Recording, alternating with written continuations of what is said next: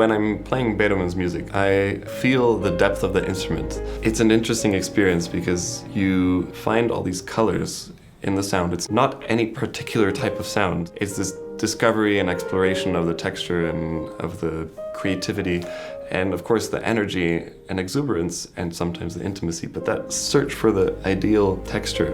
It's not even a sound, it's just the feeling of what you're playing, and somehow that's what you feel the most. I don't know, this warm embrace somehow of Beethoven's writing for the instrument. Beethoven's always on the cusp of romantic and classical. Navigating that line between romanticism and the boundaries he was pushing, along with the very structured and methodical writing of the classical period, is probably the largest challenge when you're playing Beethoven. And it's not a difficult one per se, but you're always balancing the two. Whereas, for example, in Chopin, you know what you're being presented, or in Mozart, you know what you're being presented. Beethoven's always sort of in between, and that in between gives its own challenges. His language is, of course, unique, special, and loved by all. It's also not foreign for us, so we're not discovering it's not a challenge to get into it.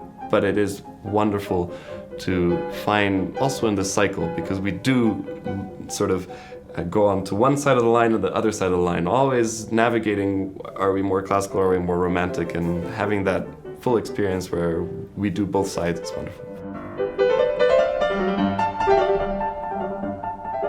Doing something like a Beethoven cycle is incredible because you live with the music. You live and breathe for days or weeks, also with the orchestra, the ensemble that you're working with. And you learn not only individually about this piece and that piece and this part and that part, but how they put together. And I've done it already before, and so it's not a completely new discovery for me, but it has a special place where you're playing all these concertos, and every time is a different experience because somehow they influence each other, and I really love it. I think for an audience also it's an interesting experience because they're not the same whatsoever.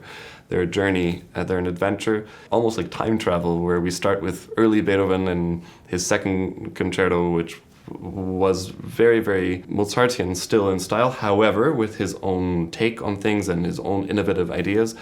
And I think we culminate really with the fourth concerto. The fourth Beethoven piano concerto is the one where he pushed the boundaries and innovated the most. It also has intimate and stunning moments. I think the fourth is the known masterpiece, the known greatest hit. But I think the one that should not be overlooked is the first piano concerto, which is a phenomenal work. It's perhaps a little earlier in style, but it has a spectacular second movement, a very dance-like but challenging third, and such a simple and elegant first. Writing anything in C major is just, I don't know, it gives us at the instrument this feeling of being home. It's the home key. It's the most elemental and pure and basic, but not in the negative way. Basic in the sort of sense that we just focus on the music and there's no implied emotion. We find the emotion ourselves. And of course the fifth is just a solid, written masterpiece. Like, he knew that he was writing this sort of masterpiece when he wrote it. It's this confidence in it, and this confidence when you play it, it's incredible and I love it. So it all plays together, and of course then we also have the triple, which is a very different experience, and I'm really looking forward to working with Tomo Keller and Ale Müller-Schott and playing that together and having not only the 5 piano concertos but also the triple concerto to balance it, to juxtapose it, to add a different perspective.